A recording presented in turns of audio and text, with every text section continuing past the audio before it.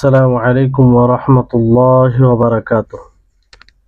إن الحمد لله نحمده ونستعينه ونستغفره ونعوذ بالله من شرور أنفسنا وسيئات أعمالنا. من يهده الله فلا مضل له ومن يضلله فلا هادي له، وأشهد أن لا إله إلا الله وحده لا شريك له، وأشهد أن محمدا عبده ورسوله. أما بعد، فأعوذ بالله من الشيطان الرجيم.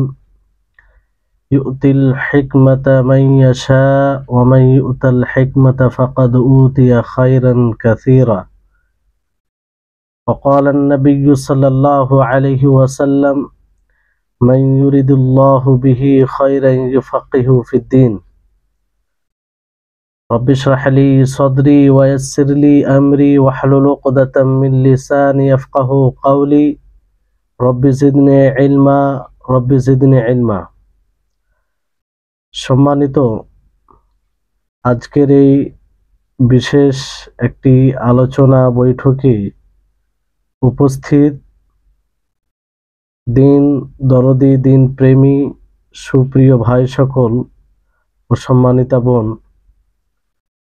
সর্বপ্রকারের হামদ ও প্রশংসা সেই মহান আল্লাহ তাবারক ওয়া তাআলার জন্য, যিনি আমাদের সকলকে এই একটি বিশেষ ক্লাসে বিশেষ বিষয়ে আলোচনা শোনার জন্য এই ক্লাসে অংশগ্রহণ করার তৌফিক দিয়েছেন। ফলে আমরা সকলে তার কৃতজ্ঞতা প্রকাশ করি। তারপরে আমাদের সকলের প্রাণ প্রিয় নবী করিম মুহাম্মদ মুস্তাফা সাল্লাল্লাহু আলাইহি ওয়াসাল্লাম, ওনার উপরে অসংখ্য শান্তির ধারা বর্ষিত হোক। আল্লাহুম্মা সাল্লি আলাইহি আল্লাহুম্মা বারিক আলাইহি। সম্মানিত, আজকের ক্লাসে অংশগ্রহণকারী আপনারা সকলেই অবগত আছেন যে বিষয়টি নির্ধারিত করা হয়েছে সেটি হচ্ছে আলেমদের নিকটে কিতাব বই পড়ার লাভ, গুরুত্ব ও আলেম ছাড়া নিজে নিজে কিতাব পড়া তার ক্ষতি। বিষয়টি অতি গুরুত্বপূর্ণ, বিশেষ করে বর্তমান সময়ে। কারণ মানুষ এমন মিজাজমুখী হচ্ছে যে অনেক সময় অনেক মানুষ মনে করে যে আলেমদের নিকটে বই পড়ার প্রয়োজন নেই, যেহেতু আমরা নিজেই পড়তে পারি তো নিজেই পড়ে জ্ঞান অর্জন করব। তো এটা যে কত ক্ষতিকর, এই বিষয়টি যাতে আমাদের নিকটে স্পষ্ট হয়, আর আমরা যেন আলেমের নিকটে যদি পড়ি তাহলে এর লাভ কি, এটা যেন আমরা বুঝতে পারি, এই জন্য এই আলোচনার ব্যবস্থা করা। আশা করি আপনারা সকলেই একটু মনোযোগ দিয়ে শুনবেন আর একটু ধৈর্যের পরিচয় দিবেন। ইলম অর্জন করার ক্ষেত্রে যেটা সবচেয়ে বেশি প্রয়োজন পড়ে সেটা হচ্ছে ধৈর্য। আপনি যেখানে ইলম অর্জন করেন না কেন, সেখানে আপনাকে ধৈর্যশীল হতে হবে। ধৈর্য ছাড়া আপনি জ্ঞান অর্জন করতে পারেন না। তো সর্বপ্রথম আমরা যেহেতু এই আলোচনা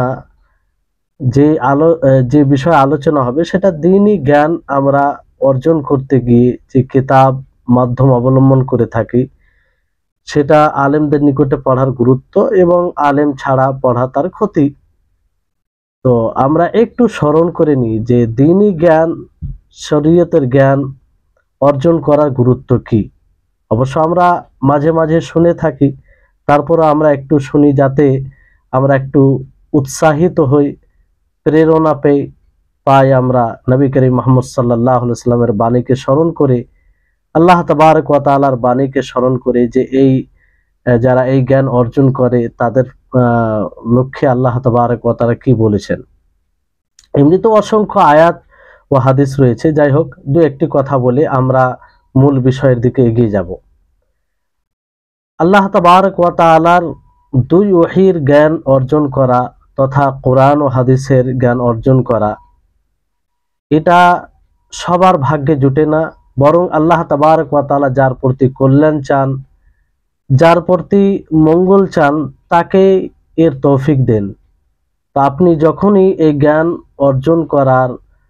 অর্জন করবেন, অর্জন করার তৌফিক পাবেন, তো আপনার জন্য একটি খুশি আনন্দ যে আল্লাহ তাআলা আপনার প্রতি কল্যাণ চেয়েছেন, মঙ্গল চেয়েছেন, ফলে আপনি এই দিন অর্জনে এগিয়ে এসেছেন। আল্লাহ তাবারক ওয়া তাআলা সূরা বাকারার 269 নম্বর আয়াতে বলেন, ইউতিল হিকমাতা মান ইয়াশা ওয়া মান ইউতাল হিকমা ফাকাদ উতিয়া খায়রা, যে আল্লাহ তাআলা যাকে চান তাকে হিকমা দেন, আর যাকে চান অধিক কল্যাণ দেন। হিকমা আর যাকে হিকমতের জ্ঞান দেন তাকে অধিক কল্যাণও দেন। তাহলে এখানে যাকে চান, আল্লাহ যার প্রতি চাইবেন তা সে এই জ্ঞান পাবে।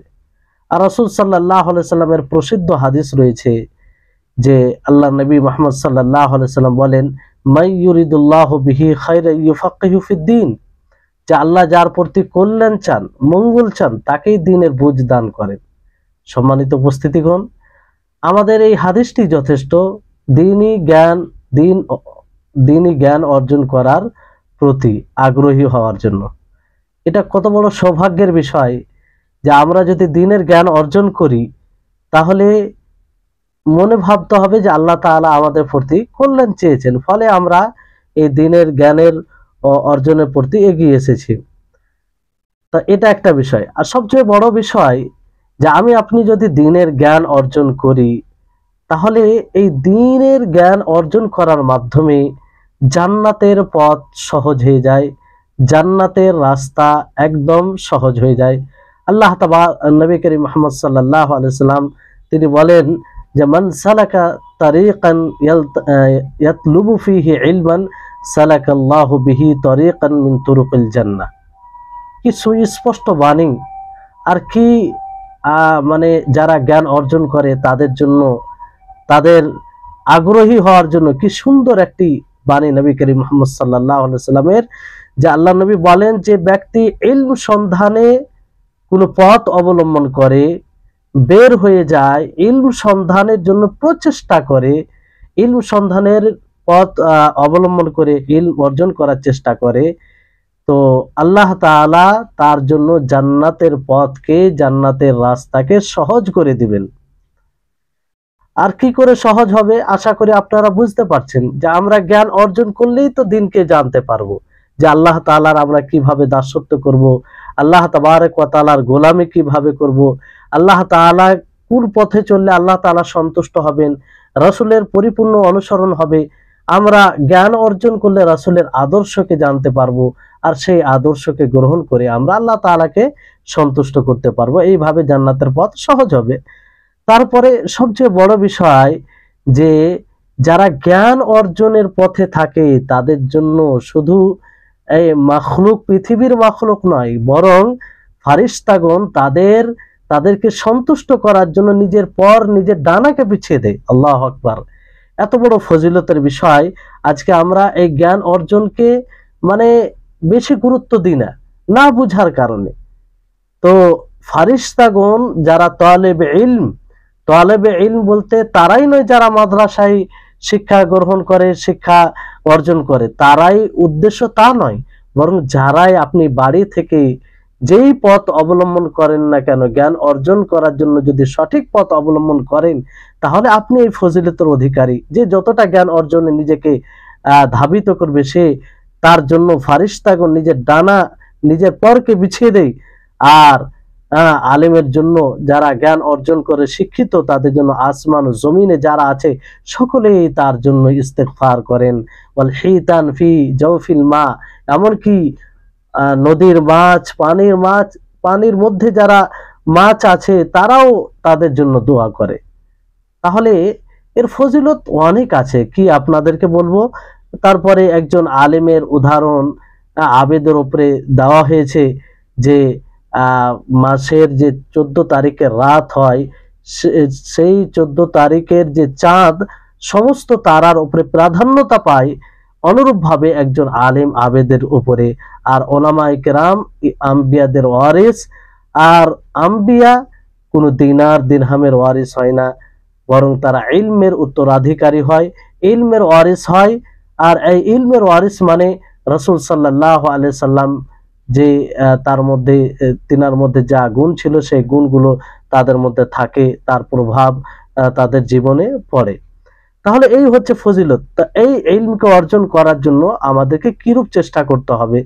তারপরে এই ইলম যতটা আপনি অর্জন করবেন ততটাই আপনার মধ্যে আল্লাহর ভয়ভীতি আসবে, যদি প্রকৃত জ্ঞান আপনার মধ্যে থাকে। কারণ আল্লাহ তাআলা বলেন, ইন্নামা ইয়াখশাল্লাহা মিন ইবাদিহিল উলামা, যে আলেম সম্প্রদায়, আলেমরা যারা প্রকৃত জ্ঞান অর্জন করে তারা আল্লাহকে ভয় করে। তারপরে বিষয়টি হচ্ছে যারা দ্বীনি জ্ঞান অর্জন করেন তারা আবিদ, একজন মূর্খ আবিদের উপরে বেশি প্রাধান্যতা পায়। কেন? একজন আবিদ ইবাদত করে, তার ইবাদতের যে লাভ রয়েছে সেই ব্যক্তি পর্যন্ত সীমিত থাকে, কিন্তু একজন বান্দা, একজন মানুষ যখন ইলম অর্জন করে, জ্ঞান অর্জন করে, তার লাভ উপকার বিভিন্ন জায়গায় ছড়িয়ে পড়ে, অন্য মানুষরাও উপকৃত হয়। এই জন্য আবিদের উপরে এটার প্রাধান্যতা বেশি রয়েছে এবং বেশি দেওয়া হয়েছে। তারপরে যারা জ্ঞান অর্জন করে তাদের জন্য এক হাদিসে নবী করিম মুহাম্মদ সাল্লাল্লাহু আলাইহি সাল্লাম একটি নয়, দুইটি নয়, তিনটি নয়, চারটি পুরস্কারের ঘোষণা করেছেন। একটু আপনাদেরকে বলে দিই সেই চারটি পুরস্কার কি। যারা জ্ঞান অর্জন করে তাদের জন্য হচ্ছে, এক নম্বর হচ্ছে যে তাদের উপরে তাদেরকে ফারিস্তাগণ পরিবেষ্টন করে ফেলে, তাদের উপরে রহমত বর্ষণ হয় এবং সাকিনাত বর্ষণ হয়, প্রশান্তি বর্ষণ হয়। আর আল্লাহ তাআলা যে ফারিস্তাগণ আল্লাহর নিকটে রয়েছেন তাদের নিকটে তাদের ব্যাপারে আল্লাহ তাআলা বলেন, আল্লাহু আকবার। এই চার পুরস্কারে পুরস্কৃত হবেন আপনি যদি আপনি জ্ঞান অর্জন করেন সঠিক পদ্ধতিতে। প্রসিদ্ধ হাদিসটি আপনাদেরকে আর বললাম না, যে মা মিন কওমিন ইয়াজতামিউনা ফি বাইতিন মিন বুয়ুতিল্লাহি ইয়াতাআল্লামুনাল কুরআন ওয়া ইয়াতাদারাসুনাহু বাইনাহুম ইল্লা হাফফাতহুমুল মালায়েকা ওয়া গাশিয়াতহুমুর রাহমা ওয়া তানাজ্জালাত আলাইহিমুস সাকিনা ওয়া যাকারাহুমুল্লাহু ফি মান ইনদাহু। সম্মানিত উপস্থিতিগণ, তাহলে এখান থেকে আমাদের নিকটেই স্পষ্ট যে ইলম অর্জন করা এটা কত গুরুত্বপূর্ণ কাজ, আর সবচেয়ে এটা বড় ইবাদত মনে করতে পারেন। কারণ এটা হচ্ছে তারাজু, এই ইলম দ্বারাই আপনি প্রবল ইবাদতের প্রতি উৎসাহিত হবেন, আর সঠিক বিশুদ্ধ ইবাদত করতে পারবেন, গ্রহণযোগ্য ইবাদত করতে পারবেন। এই জন্য নবী করিম মুহাম্মদ সাল্লাল্লাহু আলাইহি ওয়াসাল্লাম যে দোয়াটি পাঠ করতেন, কিভাবে দোয়া করতেন? আল্লাহুম্মা ইন্নী আসআলুকা ইলমান নাফিআ ওয়া রিজকান তাইয়্যিবা ওয়া আমালান মুতাকাব্বালা। সর্বপ্রথম আল্লাহর কাছে কি চাইতেন? যে ইলমে নাফি। কারণ ইলমে নাফি যখন আসবে তখনই আমালে মুতাকাব্বাল, গ্রহণযোগ্য আমরা আমল করতে পারবো। আল্লাহর নবী তাই সর্বপ্রথম আল্লাহর কাছে ইলমে নাফি চেয়েছেন, তারপরে রিজকান তাইয়্যিবা, হালাল রিজক, ওয়া আমালান মুতাকাব্বালা, গ্রহণযোগ্য আমল। সম্মানিত উপস্থিতিগণ, এই জন্য আমাদেরকে ইলম অর্জনের প্রতি প্রবল আগ্রহী হতে হবে, প্রবল আগ্রহী হতে হবে। আবারও বলছি, প্রবল আগ্রহী হতে হবে। কারণ এই ইলম হচ্ছে আসল, ইলম হচ্ছে ইবাদতের মেরুদণ্ড। আমরা যদি ইলম সঠিকভাবে অর্জন না করি তাহলে সঠিকভাবে ইবাদত করতে কখনো সক্ষম হব না। আর এই ব্যাপারে সালাফদের অনেক উক্তি কথা রয়েছে, সেগুলো আর বলছি না। বর্তমান সময়ে একটা যেটা সমস্যা দেখা দেয়, যে অনেক আমাদের যুব ভাই রয়েছে যারা ইসলামের প্রতি অনেক আগ্রহী, তাদের হৃদয়ে দাওয়াতি কাজের ভালো আগ্রহ থাকে এবং করেও, আলহামদুলিল্লাহ। আল্লাহ তাদেরকে আরো তৌফিক যেন দেয় আর করতে থাকে। কিন্তু যেটা সমস্যা হচ্ছে সেটা হলো যে তারা ইলম অর্জনে পিছিয়ে থাকছে। মানে যেরকম ভাবে তারা দাওয়াতি কাজে আগ্রহী, ওই রকমটা ইলম অর্জনে আগ্রহী নয়। এটা বড় মানে ব্যাধি একটা। আর পুরোপুরি ইবাদতকে না বুঝার একটা লক্ষণ, ইবাদতকে না বুঝার এটা একটা লক্ষণ যে ইলম অর্জনে আমরা পিছিয়ে যাচ্ছি আর অন্য কাজে আমরা খুব আগ্রহী। ইলম তো আসল, আপনি ইলম থেকে শুরু করবেন। শরীয়তের ওহী হয় প্রথম ইলম দিয়ে, ইকরা বিসমি রাব্বিকাল্লাযী খালাক, পড়ুন। আল্লাহ নবীকে আগে পড়তে বলেছেন। তাওহীদের কথা আগে বলার আগে আল্লাহ তাআলা বলেন ফাআলাম আন্নাহু লা ইলাহা, তো লা ইলাহা ইল্লাল্লাহ ইল্লাহু, তো তাওহীদের কথা বলার আগে আল্লাহ তাবারক ওয়া তাআলা ইলম অর্জন করতে বলেছেন, জ্ঞান অর্জন করতে বলেছেন। এই জন্য আমরা দাওয়াতি কাজে আগ্রহী হওয়ার সাথে সাথে তার আগে তার চেয়ে অধিক গুণে আমরা ইলম অর্জনে আগ্রহী হব। এটা হবে সঠিক আল্লাহ তাবারক ওয়া তাআলাকে সন্তুষ্ট করার পদ্ধতি। তারপরে বিষয়টি হচ্ছে যে ইলম অর্জনের পদ্ধতি মাধ্যম অনেক রয়েছে। যেমন ধরুন যে মাশায়েখ, যিনারা ওলামায়ে কেরাম রয়েছেন, গ্রহণযোগ্য ওলামায়ে কেরাম, তাদের দর্শে, তাদের আলোচনায়, তাদের ইলমি বৈঠকে উপস্থিত হয়ে ইলম অর্জন করা, এটা একটা মাধ্যম। তারপরে মসজিদে আলোচনা করে, মসজিদে দর্শ দেয়, সেই দর্শে উপস্থিত হয়ে ইলম অর্জন করা, কিংবা বিশেষ কোনো জায়গায়, বিশেষ কোনো সভায় যে ইলমি বৈঠকের ব্যবস্থা করা হয় তাতে অংশগ্রহণ করে ইলম অর্জন করা। অনুরূপভাবে যেগুলো উপকৃত বই রয়েছে, কিতাব রয়েছে, সেগুলো পড়ে। তারপরে বর্তমান সময়ে সোশ্যাল মিডিয়াতে আপনি কোনো আলেমের ভিডিও শুনে কিংবা তার অডিও শুনে আপনি ইলম অর্জন করতে পারেন, এটাও একটা মাধ্যম। আর তারপরে আরেকটি মাধ্যম হচ্ছে যে আহলে ইলম, যিনারা বিদ্বান রয়েছেন, যিনারা কোরআন ও হাদিসের ভাষাকে বুঝেন, কোরআন ও হাদিসের জ্ঞান অর্জন করেছেন, তাদের নিকটে সওয়াল করে, প্রশ্ন করে, আর আল্লাহ তাবারক ওয়া তাআলার কিতাবকে হিফজ করে, যেটা সমস্ত ইলমের মূল মূল বিষয় আর কি। তো এই হচ্ছে, এগুলো অনেক মাধ্যম রয়েছে। তার মধ্যে একটি অন্যতম মাধ্যম হচ্ছে যে কিতাব পড়ে জ্ঞান অর্জন করা, কিতাব পড়ে জ্ঞান অর্জন করা। কিন্তু বিষয়টি হচ্ছে যে আমরা কিতাব পড়ে জ্ঞান অর্জন করব, কিভাবে করব? কারণ কিতাব পড়ে যে জ্ঞান অর্জন করতে চায় সেটা হচ্ছে দ্বীন। এই জন্য সালাফগণ, মুহাম্মদ ইবনে সিরিন রাহিমাহুল্লাহ, তিনার একটি প্রসিদ্ধ কল, উক্তি আপনারা শুনেছেন হয়তো, আর অন্য অন্য উলামায়ে কেরামও বলেছেন যে ইন্না হাযাল ইলমা দীনুন ফানজুরু আম্মান তা'খুযুনাহু দীনাকুম, যে এই ইলম, এই জ্ঞান, এটা হচ্ছে দ্বীন। তোমরা অবশ্যই দেখবে কার কাছ থেকে দ্বীন নিচ্ছ, কার কাছ থেকে দ্বীনের জ্ঞান অর্জন করছো। সম্মানিত উপস্থিতিগণ, যদি জ্ঞান অর্জন করতে গিয়ে যার কাছে আমরা জ্ঞান নিব, যার কাছে আমরা জ্ঞান অর্জন করব, তাকে দেখা জরুরি হয়, তো এটাও দেখা জরুরি যে আমরা কিসের মাধ্যমে জ্ঞান অর্জন করব, কিসের মাধ্যমে, সেই পদ্ধতিটা কি, সেটা কি সঠিক পদ্ধতি, সেই পদ্ধতি কি সালাফে সালেহিন অবলম্বন করেছেন, সেই পদ্ধতি কি নবী করিম মুহাম্মদ সাল্লাল্লাহু আলাইহি সাল্লামের আদর্শ থেকে প্রমাণিত? অবশ্যই আমাদেরকে দেখতে হবে, কারণ এটা যেমন তেমন বিষয় নয়, এটা দ্বীনের জ্ঞান অর্জনের বিষয়, যেটি খুব সচেতনভাবে, সতর্কভাবে আমাদেরকে এটা দেখতে হবে, আর ওইভাবে আমাদেরকে অর্জন করতে হবে।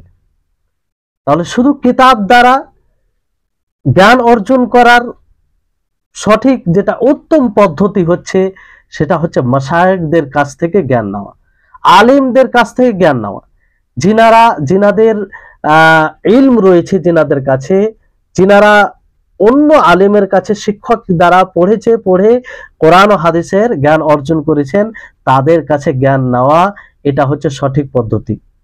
মানে এই জন্য ওলামায়ে কেরাম, বিদ্বানগণ বলেছেন যে ইলম সন্ধানের মূল পদ্ধতি হচ্ছে যে মাশায়েখদের কাছে জ্ঞান নেওয়া।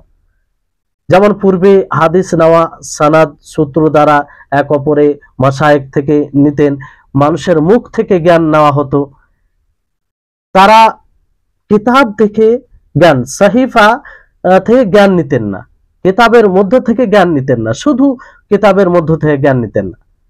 কারণ মানে প্রজন্ম পরের প্রজন্ম থেকে জ্ঞান নেওয়া হতো, যারা বলতো, আর কিতাব তো সে বলতে পারে না, সে বলতে পারে না। এখানে প্রজন্ম পর প্রজন্ম থেকে জ্ঞান নেওয়া হতো, যারা শিক্ষিত হতো তাদের কাছ থেকে। আর কিতাব, কিতাব সেটাও মাধ্যম, সেটা জড় বস্তু, কিন্তু সেটা আলেমদের তত্ত্বাবধানে পড়তে হবে। তো সবচেয়ে উত্তম এবং শ্রেষ্ঠ পদ্ধতি হচ্ছে যে আলেমের নিকটে জ্ঞান অর্জন করা। আর এটা কোরআনের থেকে প্রমাণিত, শরীয়ত থেকে প্রমাণিত।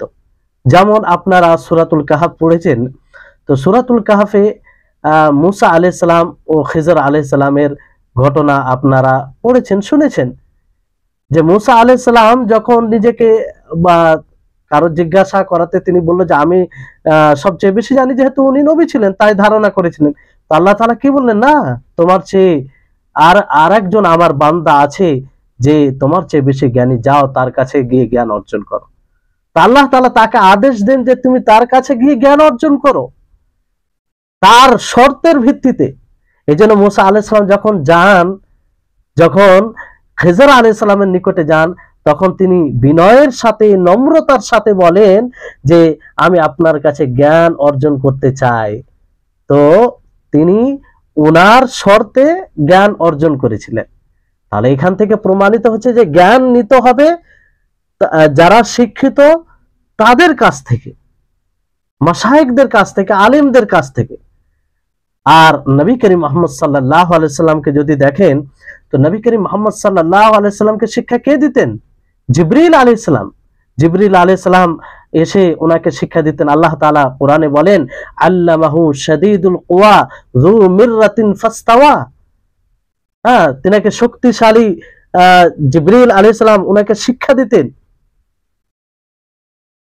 আর অনুরূপভাবে হাদিসেও প্রমাণিত রয়েছে যে নামাজের সময় জিবরিল আলাইহিস সালাম আল্লাহ নবীকে শিক্ষা দেন, যোহরের সালাত, আসরের সালাত 2 দিনে। আর বলেন যে আল ওয়াক্তু মা বাইনাহুমা, যে এর মধ্যেই এই নামাজের সময়। তাহলে আল্লাহর নবী সরাসরি জিবরিল আলাইহিস সালামের কাছ থেকে শিখেছেন, ইলম নিয়েছেন। তো এখান থেকে প্রমাণিত হচ্ছে যে ইলম নিতে হবে আলেমদের নিকটে যারা জ্ঞান রাখে। তাহলে এটা একটা বিষয়।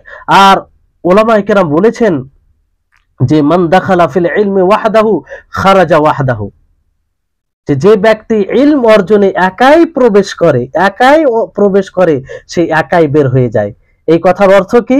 এই কথার অর্থ হচ্ছে এটা যে ব্যক্তি ইলম সন্ধানে, জ্ঞান অর্জনে শেখ ছাড়া, আলেম ছাড়া, শিক্ষক ছাড়া প্রবেশ করে, শুধু কিতাব থেকে জ্ঞান নেওয়ার প্রচেষ্টা করে, তো সে ইলম ছাড়াই বের হয়ে যায়। কারণ মানে সে প্রকৃত জ্ঞান অর্জন করতে পারে না। কারণ ইলম একটি পেশা, ইলম একটি দক্ষতা। আর এই দক্ষতা শেখার জন্য একজন দক্ষ শিক্ষক লাগবে, শিক্ষকের প্রয়োজন আছে। যতক্ষণ পর্যন্ত মাহির এবং এই ব্যাপারে অভিজ্ঞ শিক্ষক না পাওয়া যাবে, সেই ব্যাপারে ভালো শিক্ষা পাওয়া যাবে না। আপনি দুনিয়াবি পার্থিব বিষয়ে দেখেন, আপনি কোনো বিষয় যদি জ্ঞান অর্জন করতে চান তাহলে অটোমেটিক হয়ে যায়। তার ব্যাপারে যদি আপনাকে শুধু কিতাব দিয়ে দেওয়া হয় তাহলে হবে না। যেমন মেডিকেল ডিপার্টমেন্ট, ডাক্তারি চিকিৎসার যে বিষয় রয়েছে, যদি কোনো ব্যক্তিকে শুধু কিতাব ধরিয়ে দেওয়া হয় তার দ্বারা সম্ভব নয়। এর জন্য অভিজ্ঞ শিক্ষক লাগবে যে ওই বিষয়ে পারদর্শী। তাহলে আসল হচ্ছে ওলামাদের কাছ থেকে জ্ঞান নিতে হবে। এই জন্য আল্লামা ইবনে উসাইমিন রাহিমাহুল্লাহ তিনি বলেন যে সর্বশ্রেষ্ঠ পথ হচ্ছে জ্ঞান মাশায়েখদের কাছ থেকে নিতে হবে, শেখদের কাছ থেকে নিতে হবে, যিনারা আলেম, কোরআন হাদিসের দীর্ঘদিন তারা জ্ঞান অর্জন করেছে। ও তারা তাদের বড় যারা রয়েছে শিক্ষকদের কাছে বসে তাদের সোহবতে, তাদের সঙ্গ অবলম্বন করে। আল্লামা সালেহ আল ফাওজান রাহিমাহুল্লাহ তিনি হাফিজাহুল্লাহ তিনি বলেন যে আল ইলমু লা ইউখাযু মিনাল কুতুবি মুবাশারাতান, ইন্নামাল কুতুব ওয়াসাইল, আম্মা হাকীকাতুল ইলমি ফাইন্নাহা তুখাযু মিনাল উলামা জিলান বা'দা জিল ওয়াল কুতুব ইন্নামা হিয়া ওয়াসাইল লিতালাবিল ইলম। সুস্পষ্ট শেখ সালেহ আল ফাওজান, আশা করি আপনারা সকলেই জানেন, বর্তমান সময়ের শ্রেষ্ঠ আলেম, মুহাক্কিক, ফাকিহ, আর বিদআত তো দূরের কথা, বিদআতের কোনো ছায়া পড়লে আগেই সতর্ক করে দেন। তো তিনি বলছেন যে সরাসরি কিতাব থেকে জ্ঞান নেওয়া হয় না, বরং কিতাব মাধ্যম, ওসিলা। প্রকৃত জ্ঞান নেওয়া হয় ওলামাদের কাছ থেকে, প্রজন্ম পর প্রজন্ম যে ওলামা রয়েছেন, যিনারা দীর্ঘ সময় দিয়েছেন জ্ঞান অর্জনের জন্য, তাদের কাছ থেকে নেওয়া হয়। আর এই কিতাব, বই পুস্তক, এটা তো ইলম সন্ধানের কেবল একটি ওয়াসিলা, এটা মাধ্যম। আল্লামা বকর বিন আব্দুল্লাহ আবু যায়েদ রাহিমাহুল্লাহ তিনি বলেন যে আল আসলু ফি তালাব আন ইয়াকুনা বিতারিক আত-তালকিন ওয়া তালাক্কি আনিল আসানিদ ওয়াল মুতাফানা লিল আশিয়াক। তিনি বলেন যে ইলম অর্জন করার মূল পদ্ধতি হচ্ছে অর্জন করার মাধ্যমে, অর্জন করতে হবে, নিতে হবে মাশায়েখদের কাছ থেকে, মানুষের মুখ থেকে জ্ঞান অর্জন নিতে হবে। শুধু সাহিফা কিতাব থেকে জ্ঞান অর্জন নেওয়া হয় না। তাহলে এই হচ্ছে বিষয়। তারপরে এরকম অনেক বিষয় আপনি পাবেন যে যদি শুধু আপনি কিতাব দ্বারা জ্ঞান অর্জন করেন, তো শুধু কিতাবে, বই পুস্তকে কিছু বিষয় আছে যে বিষয়গুলো আপনাকে আরো জ্ঞান অর্জন করা থেকে বাধা দেবে, আপনি বিরক্ত হয়ে যাবেন, ফলে জ্ঞানের পরিপক্ক জ্ঞান অর্জন করতে আপনি সক্ষম হবেন না। এই জন্য দেখবেন এর উদাহরণ অনেক আছে, আলোচনায় আসবে, বুঝতে পারবেন। যেটা একজন শিক্ষক দ্বারা যদি আপনি পড়েন, তো এতে সেই বিষয়গুলো পাওয়া যায় না। কারণ দেখবেন যে বই আপনি পড়বেন, সে বইয়ে অনেক সময় সেই ইবারতগুলো কিংবা বাক্যগুলো আপনি বুঝতে না পারেন, কিংবা কিতাবাতে লিখতে ভুল হতে পারে, কিংবা আপনি যদি আরবি বই পড়েন, তো আরবি বই পড়তে গিয়ে এরাবে যে কোথায় কোনটাকে রাফা মারফু পড়তে হবে, কোনটাকে আবার মানসুব পড়তে হবে, আপনি জানেন না, এই ব্যাপারে বেশি অভিজ্ঞ নাই, জানেন কিন্তু হালকা জানেন, বেশি অভিজ্ঞ নেই, ফলে আপনার জন্য সুস্পষ্ট হয় না। তো এরকম বিষয় অনেক কিছু থাকে, অনেক সময় বইয়ে কিছু মিটে যায়, থাকে না, তো সেটাকে বোঝার জন্য আপনি তো নিজে বুঝতে সক্ষম হবেন না। কারণ একজন আলেম, যে আলেম, সে আগে পিছে দেখে সে বুঝতে পারে যে লেখক রাহিমাহুল্লাহ আসলে এখানে কি বলতে চেয়েছেন। লেখকের উদ্দেশ্যকে একজন আলেমই বুঝতে পারবেন, যে ওই বিষয়ে পারদর্শী, যে ওই বিষয়ে দীর্ঘ সময় কাটিয়েছে, যে ওই বিষয়ে ওলামাদের সঙ্গ অবলম্বন করেছে, সেই তাদের উদ্দেশ্যকে তুলে ধরতে পারবে, আর সে দ্রুত বুঝতে পারবে। অনেক সময় দেখবেন যে কিতাবে অনেক পরিভাষা থাকে, এক এক বিষয়ের পরিভাষা থাকে। যেমন আপনি ফিকহ শাস্ত্রের পড়বেন, তো ফিকহ শাস্ত্রে কিছু কিছু পরিভাষা আছে যেগুলো আপনি বুঝতে পারবেন না। যেমন মুস্তাহাব, আপনার মুস্তাহাব কাকে বলে, আপনি যদি এই পরিভাষা সম্পর্কে না জানেন, পূর্বে জ্ঞান অর্জন না করে থাকেন, তো কি করে বলবেন, কি করে আপনি বুঝতে পারবেন এই শব্দ দ্বারা এটা কি। আর তর্জমা যদি এখানে আপনি প্রশ্ন করতে পারেন যে তর্জমাতে তো লেখা হয়, তর্জমাতে পুরোপুরি কথাকে নিয়ে আসা সম্ভব নয়, এটা কোনোদিন সম্ভব নয়। কারণ আরবি ভাষা যে একটা এমন ভাষা যে কম কথার মধ্যে অনেক কথা চলে আসে, তো সেটাকে যখন কোনো মুতারজিম, কোনো অনুবাদক অনুবাদ করে, তখন পুরোপুরি নিয়ে আসতে সক্ষম হয় না, কিন্তু হ্যাঁ তার ভাব অর্থটা নিয়ে আসার চেষ্টা করে। সেটা একজন আলেম যে ওই বিষয়ে সময় কাটিয়েছে, সে বুঝতে পারে সহজে। তো অনুরূপ ভাবে হাদিসের ময়দানে কিছু পরিভাষা আছে, তারপরে আপনার আকীদা বিষয়ে কিছু পরিভাষা আছে, প্রত্যেকটা বিষয়ে কিছু কিছু পরিভাষা আছে যেগুলো আপনাকে বুঝতে হবে, আর যেগুলো আপনি আলেম ছাড়া বুঝতে সক্ষম হবেন না, এটা সম্ভবই নয়। তাহলে আর বুঝতে গেলে পরিপূর্ণ আপনি বুঝবেন না, আর পরিপূর্ণ না বুঝতে গেলে আপনার বুঝতে ভুল হবে। এই জন্য ওলামায়ে কেরাম কঠোর ভাবে বলেছেন যে লা তাখুদিল ইলমা মিন সাহফিয়িন ওয়ালা মান মুসহাফিয়িন, يعني لا تقرأ القرآن على من قرأ من المصحف ولا الحديث وغيره على من أخذ ذلك من الصحف। তাহলে এখানে ওলামায়ে কেরাম, এর অর্থ হচ্ছে যে ওলামায়ে কেরাম বলেছেন যে তোমরা সাহিফা থেকে, কিতাব থেকে জ্ঞান নিও না, আর না তার কাছ থেকে তোমরা জ্ঞান অর্জন করবে যারা শুধু কিতাব থেকে জ্ঞান অর্জন করেছে, শিক্ষক দ্বারা নয়, শিক্ষকের সঙ্গে সবাই কাটিয়ে নয়, বরং নিজে নিজে কিতাব পড়ে জ্ঞান অর্জন করেছেন। অর্থাৎ যে কোরআন শিখেছে মুসহাফ থেকে, কোনো শিক্ষকের কাছে নয়। হাদিস শিখেছে হাদিসের বই থেকে, কোনো শিক্ষক, কোনো মুহাদ্দিস, কোনো হাদিসের বিষয়ে যে পারদর্শী তার কাছ থেকে নয়। তো এমন ব্যক্তির কাছে তোমরা শিক্ষা অর্জন করো না, কারণ সে ভুল বুঝে থাকবে, সে অন্যদেরকে ভুল বুঝাবে। তাহলে এই হচ্ছে বিষয়। তো এর অনেক গুরুত্ব, মাশায়েখদের কাছে আপনি যে জ্ঞান অর্জন করবেন এর অনেক গুরুত্ব রয়েছে। যেমন আপনার একজন আলেম যার কাছে আপনি জ্ঞান অর্জন করবেন, আর যার কাছে জ্ঞান অর্জন করতে বলা হচ্ছে, সালাফে সালেহিন তাই বলেছেন। তো কেন? একজন আলেম সে দীর্ঘ সময় শিক্ষা অর্জনে কাটিয়ে থাকে, দীর্ঘ সময় সে প্রায় 10 বছর 12 বছর কিংবা তার পুরো জীবনটাই ইলম অর্জনে কাটে, সে সবসময় জ্ঞান অর্জন করে। আলেমের যেটা লক্ষণ কিংবা পরিচয় হবে, সে সবসময় জ্ঞান অর্জন করে, নিজেকে বিলীন করে দেয় সে তাতে সবসময়। এমনটা নয় যে যতক্ষণ শিক্ষকদের কাছে কিংবা মাদ্রাসায় কিংবা এতে কোনো ভালো বড় প্রতিষ্ঠানে পড়লো, তারপরে সেখান থেকে কমপ্লিট করার পরে জ্ঞান অর্জন করা তার সিলসিলা ধারাবাহিকতা কেটে যায়, তা নয়। তারা সবসময় জ্ঞান অর্জন করার পথে থাকে এবং ওই বিষয়েই তাদের জীবন কাটে। তো তারা তার যে নীতিমালা রয়েছে, তার উসুল কাওয়ায়েদ রয়েছে, এবং নুসুসকে কিভাবে বুঝতে হবে, দলিল থেকে দলিল উপস্থাপন কিভাবে করতে হবে, কোন দলিলটা কোন জায়গায় ফিট হবে, এটা একমাত্র ওলামায়ে কেরাম জানেন, যা আপনি কিতাব থেকে বুঝতে সক্ষম নয়, যা আপনি কিতাব থেকে আদৌ বুঝতে পারবেন না, সম্ভবই নয় যদি আপনি ওলামায়ে কেরামদের কাছ থেকে গাইড না নেন, তাদের কাছে না পড়েন।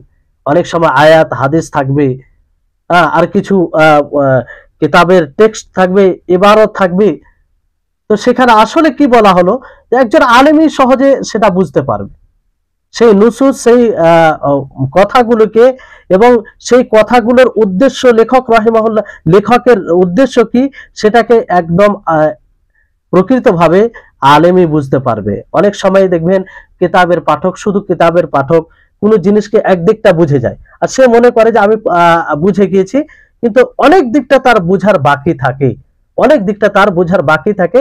এটা কখন বুঝতে পারে? যখন সেই জিনিসটা নিয়ে যায় কোনো আলেমের কাছে, তাকে বলে যে এই বিষয়টি একটু বুঝান তো, যখন তাকে বোঝানো হয় তখন সে বুঝতে পারে আমি তো এইভাবে বুঝিনি, কিংবা আমি তো এই কথা দ্বারা এটুকু বুঝেছিলাম। এটা একদম আমাদেরকে বুঝতে হবে, আর এটা সহজ বিষয়। আর আপনাদেরকে পূর্বেই বলা হলো যে প্রত্যেক বিষয়ে কিছু কিছু বিষয় বিশেষ শব্দ রয়েছে, বিশেষ কথা রয়েছে, যেটা আপনি তাদের কাছে বসে তাদের কাছে জ্ঞান অর্জন করে সম্ভব, আলেমদের কাছেই সম্ভব যে ওই পথে সময় কাটিয়েছে। তাহলে এটা বিষয় মনে রাখতে হবে আমাদেরকে। তারপর এর লাভ অনেক আছে যদি আপনি আলেমদের কাছে পড়েন। সংক্ষিপ্ত ভাবে বলছি, আপনারা মনোযোগ দিয়ে শুনবেন। প্রথম লাভ হচ্ছে যে আপনি যখন কোনো আলেম দ্বারা ইলম অর্জন করবেন, আলেমদের তত্ত্ববোধনে তার নিকটে কোনো বই পড়বেন, তখন আপনি মানে এমন এক পদ্ধতি অবলম্বন করবেন যে আপনি বই পড়ে যতটা জ্ঞান অর্জন করতেন, কিংবা যত তা জ্ঞান আসতো, কিংবা যত সময়ে জ্ঞান আসতো, তার চেয়ে দ্রুত সময়ে আপনি আলেম দ্বারা যখন বই পড়বেন সে সময় চলে আসবে। আলেম দ্বারা পড়তে গেলে যেখানে ধরেন যে বিভিন্ন মত থাকে, তো কোনটি মত রাজে, কোনটি মত উত্তম, এবং উত্তম তো কেন উত্তম, আর কোনটি মত দুর্বল, তো কেন দুর্বল, তার দুর্বল হওয়ার কারণ কি, এই বিষয়গুলো আলেম আপনাকে 1 মিনিটে দিয়ে দিবে।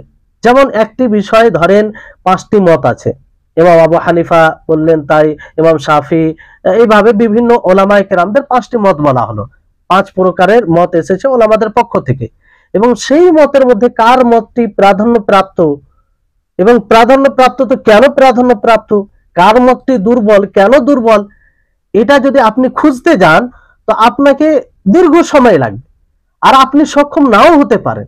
আর সক্ষম হলেও আপনাকে অনেক সময় কাটাতে হবে। কিন্তু যখন আপনি আলেমদের নিকটে পড়বেন, সে যেহেতু পূর্বে থেকে তৈরি কিংবা সে বুঝে বেশি, আপনাকে অল্প সময়ে সেটা আপনার সমস্যার সমাধান করে দিবে। এটা একটা লাভ।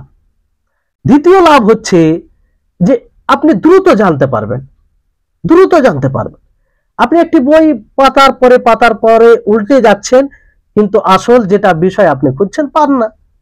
কিন্তু একজন আলেমের কাছে আপনি অনেক সময় হয় যে একই কথা আপনি বারবার পড়ছেন, তবু আপনি বুঝতে পারছেন, কিন্তু সেটা যখন আপনি আলেমের নিকটে পড়বেন, তখন আপনার জন্য সেটা দ্রুত স্পষ্ট হবে। তৃতীয় লাভ হচ্ছে যে আপনি শিক্ষকের কাছে কোনো আলেমের নিকটে যদি পড়েন, তাহলে এক ইলম আর মুআল্লিম, মানে তলেবে ইলম আর মুআল্লিম, মানে ছাত্র এবং শিক্ষকের মধ্যে একটা সম্পর্ক তৈরি হবে। তো আপনার আহলে ইলম, বিদ্বানদের সাথে একটা সম্পর্ক, ছোটদের সম্পর্ক বড়দের সাথে হবে। আপনি যেহেতু ইলম অর্জন করছেন, তো আপনি যদি কোনো শিক্ষকের কাছে থাকেন, পড়েন, তো তার সাথে একটা আপনার বিশেষ সম্পর্ক তৈরি হবে। যে কোনো বিষয়ে তাকে জিজ্ঞাসা করবেন, যে কোনো বিষয়ে তার গাইড, আপনাকে সে গাইড করবে। তাহলে এটা উপকার আপনি যদি আলেমদের কাছে পড়েন। আর এর পরিবর্তে শুধু যদি আপনি কিতাব থেকে জ্ঞান নেওয়ার চেষ্টা করেন, তাহলে এই বিষয়গুলো থাকে না তাতে। কিন্তু এখানে আমাদেরকে খেয়াল রাখতে হবে যে কেমন আলেমকে আপনি চয়ন করবেন, কোন ধরনের আলেমের কাছে পড়বেন, আপনি শিক্ষক হিসেবে কাকে চয়ন করবে, এই বিষয়ে আমাদেরকে সজাগ থাকতে হবে। কারণ পূর্বেই ইমাম ইবনে সিরিন রাহিমাহুল্লাহর কথা আপনাদেরকে বলেছি, যে তিনি বলেন যে ইন্না হাযাল ইলমা দীনুন ফানজুরু আম্মান তাআখুযুনাহু, যে এই ইলম দ্বীন, অতএব তোমরা দেখো কার কাছ থেকে নিচ্ছ। সে কি সত্যি ইলম দেওয়ার উপযুক্ত? সে কি জ্ঞান দিতে পারবে, কিংবা সঠিক কোরআন হাদিসের ব্যাখ্যা করে স্বার্থহীন ভাবে? অবশ্যই দেখতে হবে এটা মানে ওই যে ইন্না হাযাল ইলমা দীনুন, এটা দ্বীনের বিষয়, এটা অন্য কোনো বিষয় নয়। যে দ্বীনের উপরে আমাদের ভিত্তি করে আমাদের ঈমান, আমাদের ইসলাম সব টিকে আছে। তাহলে বিষয়টি হচ্ছে যে দেখতে হবে যে এমন আলেমকে আমরা চয়ন করব যে নির্ভরযোগ্য হবে, আমানতদার হবে। আমানতদার মানে কি?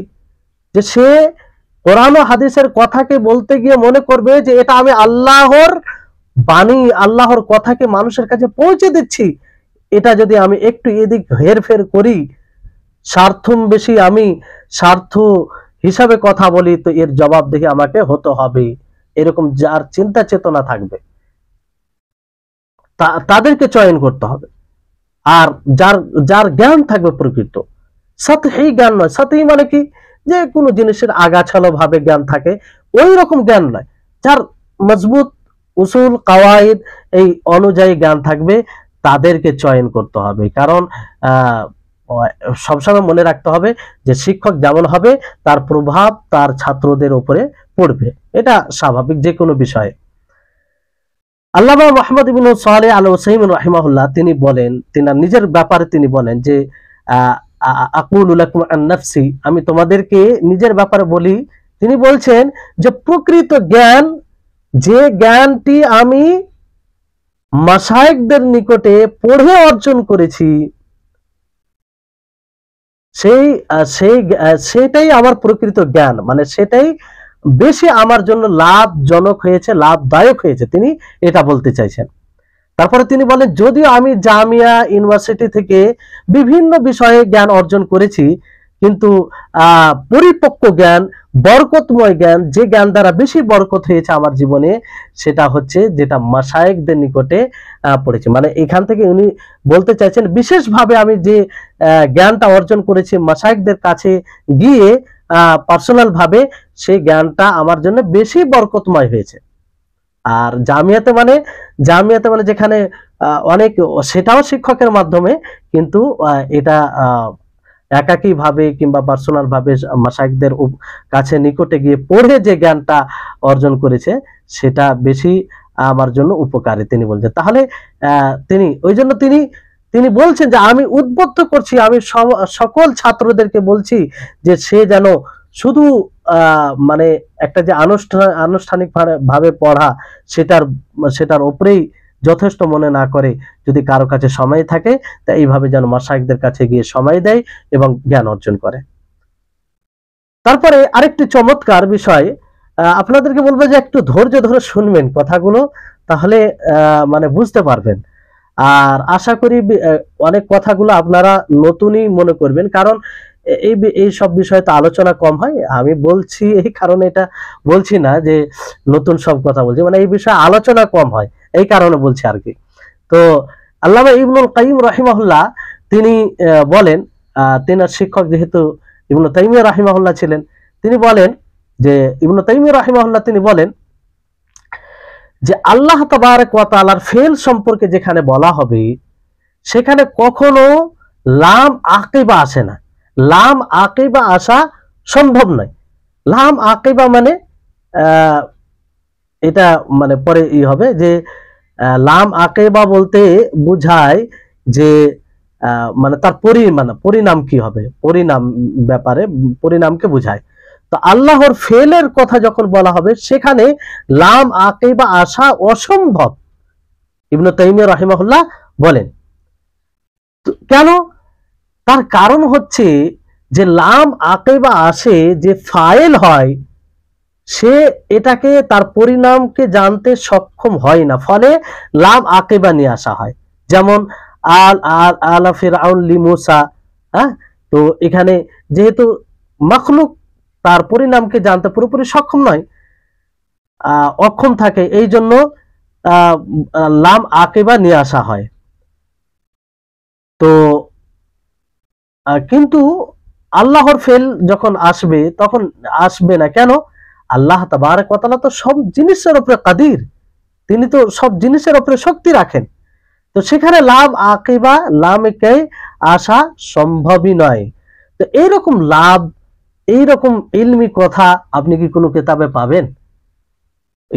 ইবনুল কাইয়িম রাহিমাহুল্লাহ তিনি বলছেন যে এরকম এরকম ইলমি কথা, ইলমি মানে মনে মুক্তা বলতে পারেন, তো এগুলো কোথায় শুধু কিতাবে পাওয়া যাবে? তো একজন আলেমের কাছে যখন পড়বেন তো মাঝে মধ্যে এরকম কথা আপনি পাবেন। তাহলে এই হচ্ছে বিষয়। এবার আসুন, আরো কিছু লাভ আছে আলেমদের নিকটে যখন সরাসরি আপনি জ্ঞান অর্জন করবেন। বর্তমান সময়ে এটা একটা ব্যাধি হয়ে গেছে, মানে এই সোশ্যাল মিডিয়া আসার পরে তো আরো মানুষ মনে করে যে আলেমদের নিকটে যাওয়ার নিকট নয়। সেটা একটা আলাদা বিষয় যে আমরা বর্তমান সময়ে যে সোশ্যাল মিডিয়াতে ভিডিও, অনলাইন ইলম অর্জন করার উপরে যথেষ্ট মনে করব, এটা বেশি উত্তম, না সরাসরি আলেমদের কাছে গিয়ে ইলম অর্জন করা উত্তম, এটা একটা বিষয়। কিন্তু এটা তো আপনাদের নিকটে স্পষ্ট যে সরাসরি গিয়ে জ্ঞান অর্জন করা উত্তম, কিন্তু কারো পক্ষে যদি সম্ভব না হয় তো না হওয়া থেকে কিছু হওয়া ভালো, এই বিষয়টি চলে আসে। তো আলেমদের নিকটে জ্ঞান অর্জন যদি করেন আপনি, কি লাভ আছে? কয়েকটি লাভ আরো আপনাদেরকে বলি। একটা হচ্ছে যে আপনি যে আলেমের নিকটে পড়বেন তার গুণে গুণান্বিত হতে পারবেন। তিনার মধ্যে যে বৈশিষ্ট্য আছে, শিষ্টাচার আছে, সেটারও আপনি শিক্ষা পাবেন, যেটা আপনি কিতাবে পাবেন না। কিতাবে সেটা বিলুপ্ত, এই বিষয়টি খেয়াল রাখতে হবে।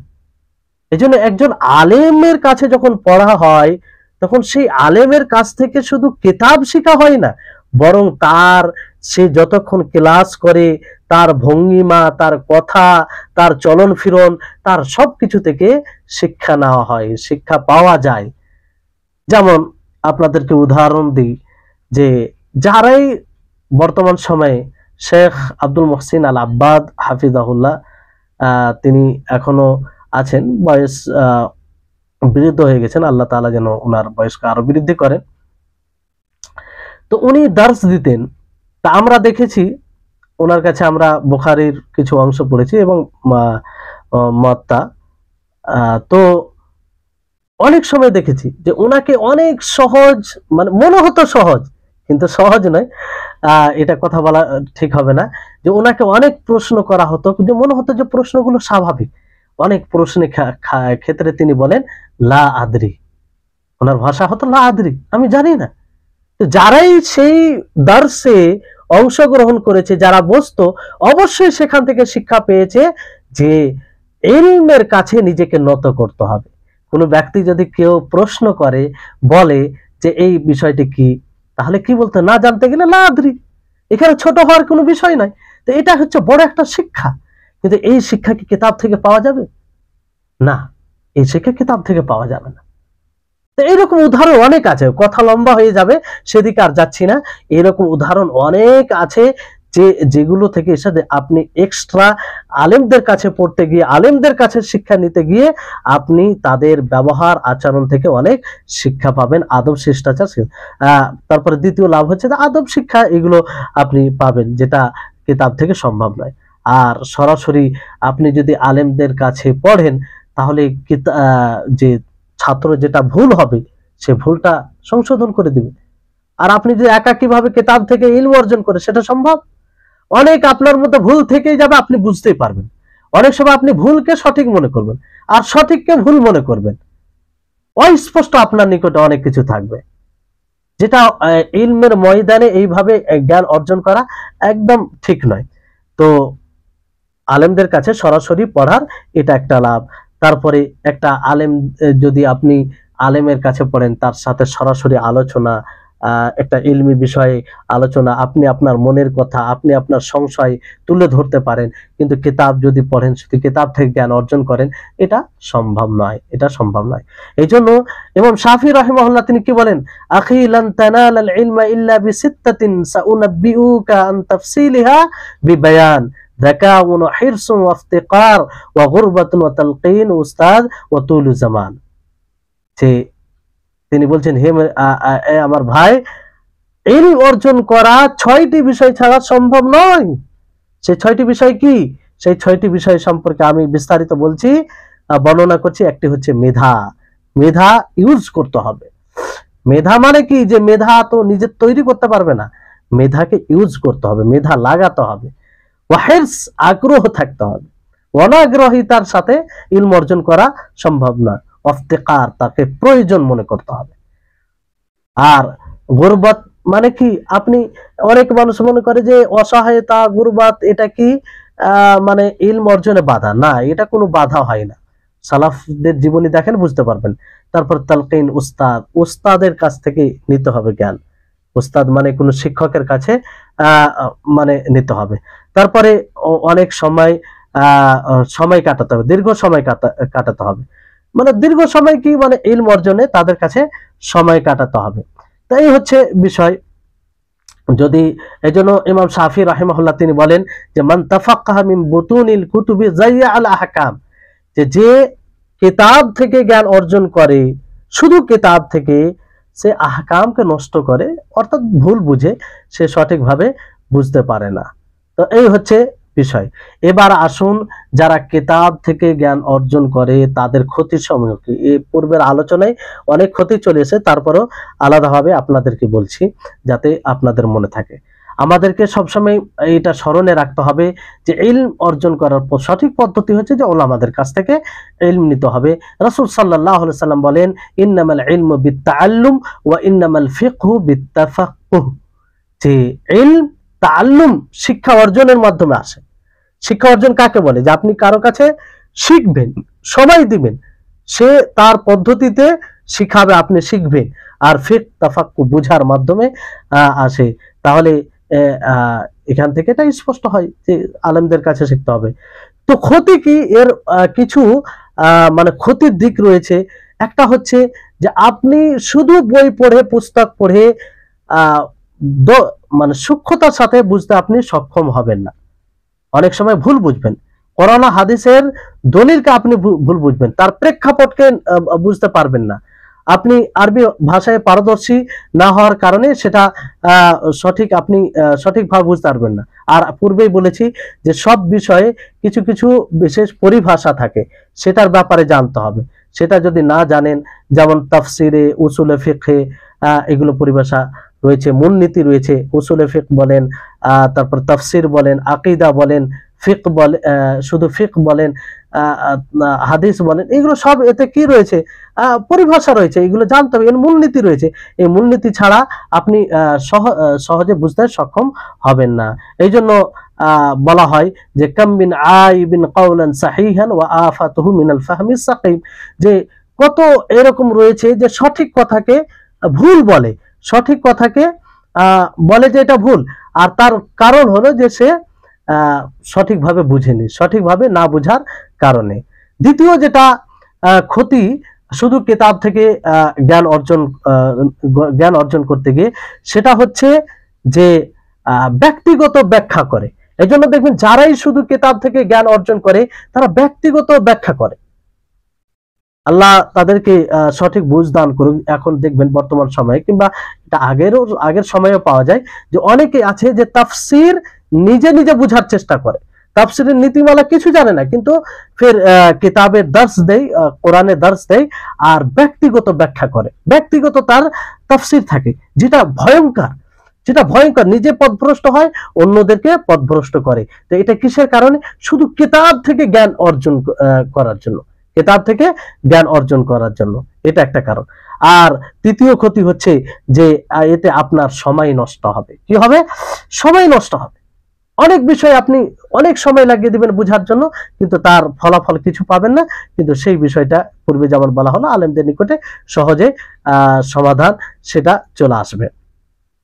তারপরে আল্লামা ইবনে বাজ রাহিমাহুল্লাহ তিনি বলেন যে মান কানা শাইখু কিতাবু ফাখাতাউহু আকসার, যে যার শেখ, যার শিক্ষক, যার মুআল্লিম কিতাব হবে তার ভুল বেশি হবে।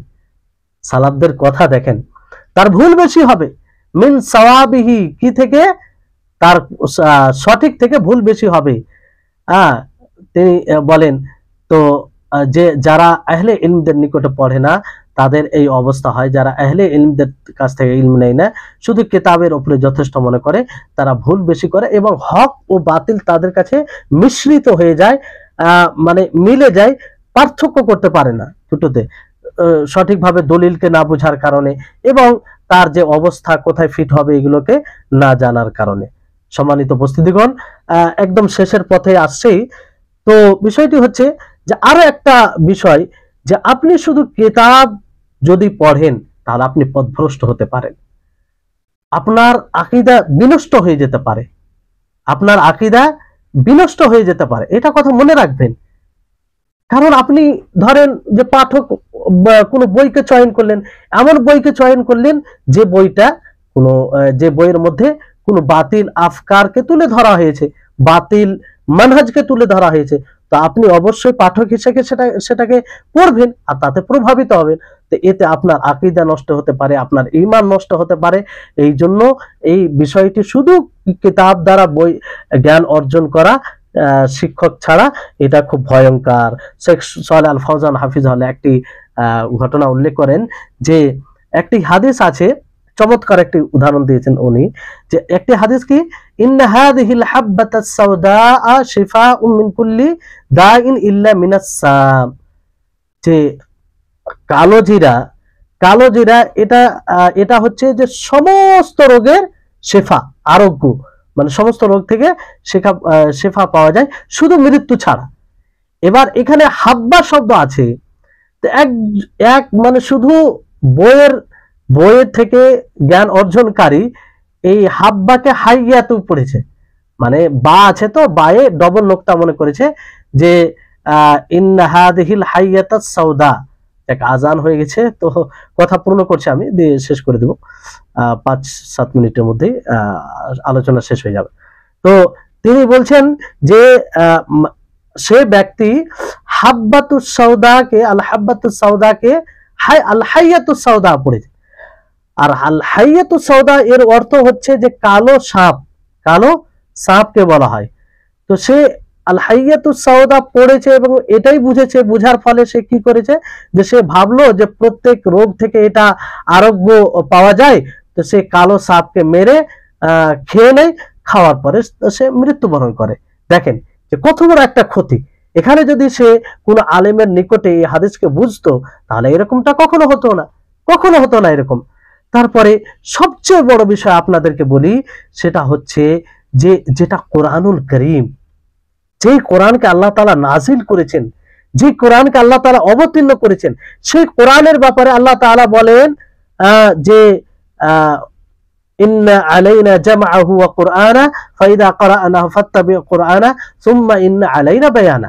যে আমি মানে কোরআনকে, যাই হোক পুরো অর্থ হচ্ছে যে কোরআন নাজিল মানে তার জমা করার দায়িত্ব আমার, আর পড়ায় তুমি কোরআনের অনুসরণ করো, আর তাকে বয়ান করা, স্পষ্ট করার দায়িত্ব আমার।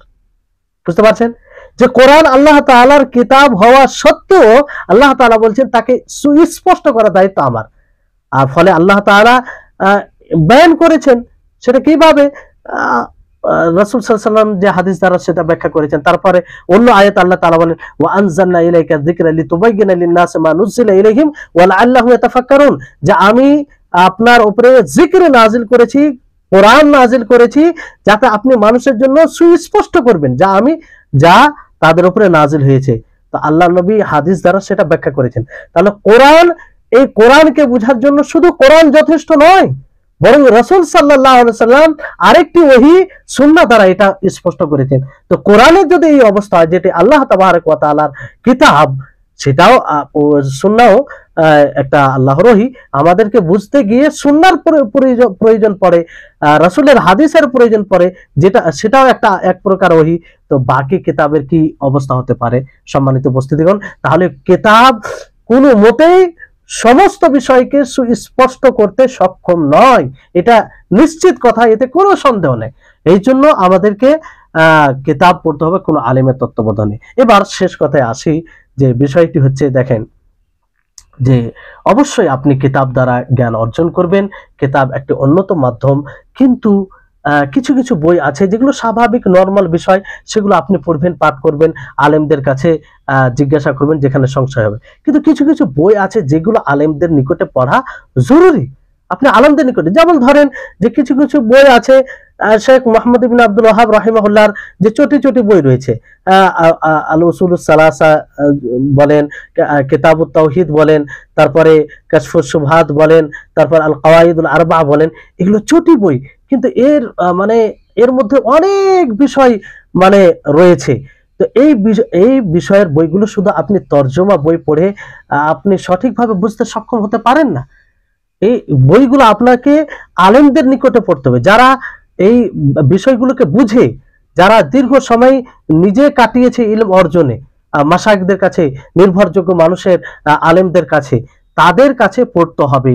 সেই বইগুলোকে যদি আপনি মনে করেন যে না বাংলাতে অর্থ চলে এসেছে, তো সেটা আর পড়ার প্রয়োজন নেই, আমরা নিজে নিজে বাংলাতে পড়ি, এটা একদম, এই ধারণা একদম ধ্বংসাত্মক ধারণা, আর এই ধারণা আমাদের অনেক ক্ষতি করবে। এই জন্য সচেতন থাকবেন। আপনাকে উদাহরণ দিই যে সৌদি আরবে তাদের আরবি ভাষা হওয়ার পরে এই সব ছোটি ছোটি বইগুলো আলেমদের কাছে, এক একজন আলেমদের কাছে বারবার পড়তে থাকেন, আলেম হয়ে তারা পড়তে থাকে অন্য আলেমের কাছে। ভাবতে পেরেছেন? ওনারা তো আরবি ভাষা, তারপরে পড়েন কেন? তো এগুলো কারণ একটা আলেম তার আগে পিছে সবকিছু, আর সালাফদের কিতাব অতি সংক্ষিপ্ত হয়, আর তার মধ্যে অনেক কথা নিহিত থাকে। এটার ব্যাখ্যা একমাত্র ওলামায়ে কেরাম, ওলামাগুন যে সেই বিষয়ে পারদর্শী তারাই বলতে পারে, কিংবা যেসব আলেমরা সেই ভাষা বুঝে, ওলামাদের পূর্বের আলেমদের বই পড়ে সেটার সঠিক ব্যাখ্যা দিতে পারে। বাকি শুধু যদি বই পড়ে আপনি এটা অর্জন করার চেষ্টা করেন, তাহলে এটা সম্ভব নয়। যাই হোক, এই আলোচনা ছিল আরো কিছু কথা। আশা করি এই আলোচনা যথেষ্ট আপনাদের জন্য। আপনারা বিষয়টি বুঝেছেন আর বোঝার চেষ্টা করবেন, আর কোনো বিষয় বুঝতে অসুবিধা হলে জিজ্ঞাসা করবেন। তো এই হচ্ছে বিষয়। আগামী মাসে যেহেতু মাঝে মধ্যেই আমাদের ওই আদ-দাওয়াত সালাফিয়া আল ইসলামিয়া এর পক্ষ থেকে কোর্স হতে থাকে, আলহামদুলিল্লাহ। গত কোর্সে আপনার নওয়াকিজুল ইসলাম, আলহামদুলিল্লাহ পুরো 18টি ক্লাসে আমরা সেটা সমাপ্ত করেছি।